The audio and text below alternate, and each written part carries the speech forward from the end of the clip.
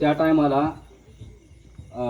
रशियाचं ती ही होतं ना कार्ल मार्क्सचं कम्युनिस्ट पक्ष, त्याचंही काम केलं होतं त्यांनी. आणि त्यांचा आदर्श घेऊन त्यांनी कम्युनिस्ट पक्षाचं काम केलं त्यांचं. आणि मुंबईची जी ही होती, गुजरातला जाणार होती मुंबई, ती महाराष्ट्रात यावी, संयुक्त महाराष्ट्रामध्ये, त्यासाठी त्यांनी लढा उभारला. आणि भारत जेव्हा स्वातंत्र्य झाला होता तेव्हा त्यांनी भारतात पहिला मोर्चा काढला होता मुंबईला. ये आझादी झोटी है, देश की जनता भूकी है. ही स्वातंत्र्य मिळालेलं आम्हाला काय कामाचं नाही, कारण आमची जी जनता आहे ती भुक्यानं मरू लागली आहे. ती गरिबीचे चटके त्यांनी भोगलेले होते. आणि त्यांनी साहित्यातून त्यांनी ती गरिबी आणि अन्याय समाजावर झालेला त्यांनी वेशीवर टांगला त्यांनी.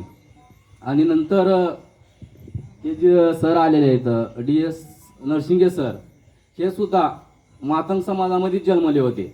आता तुम्हाला सांगतो की बौद्ध ही जात वेगळी आहे आणि महार जात ही वेगळी आहे बरं का. बाबासाहेब 1935ला म्हणाले होते की मी हिंदू धर्म सोडून बौद्ध धर्मात जाणार आहे. हिंदू धर्मामध्ये महार जात आहे, बौद्ध धर्मामध्ये जात नाही. त्यांनी महार जातीला आणि हिंदू धर्माला लात मारून त्यांनी कुठे गेले, बौद्ध धर्म स्वीकारला, म्हणून त्यांची प्रगती झालेली आहे. जी महार आहे ते त्यांची व्हाय नाही बरं का, असं त्यांनी सरनी सांगितलंय. म्हणून सुद्धा. आणि मुक्ता साळवे 4थीला असताना तिने एक व्हिक्टोरिया राणीला पत्र लिहिलं होतं.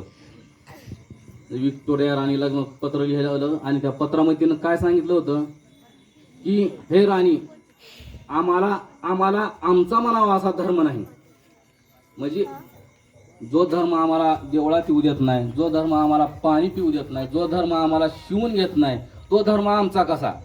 मग आम्हाला आमचा म्हणावा असा धर्म आम्हाला पाहिजे, आणि तो धर्म कोण देईल, असं तिने व्हिक्टोरिया राणीला प्रश्न विचारला होता. आणि व्हिक्टोरिया राणीला दुसरं तिने सांगितलं होतं की आम्हाला चॉकलेट देऊ नकोस, तर काय दे, ग्रंथालय दे, कारण आमचे मुलं शिकतील आणि आम्हाला आमचा म्हणावा असा धर्म आम्ही निर्माण करू.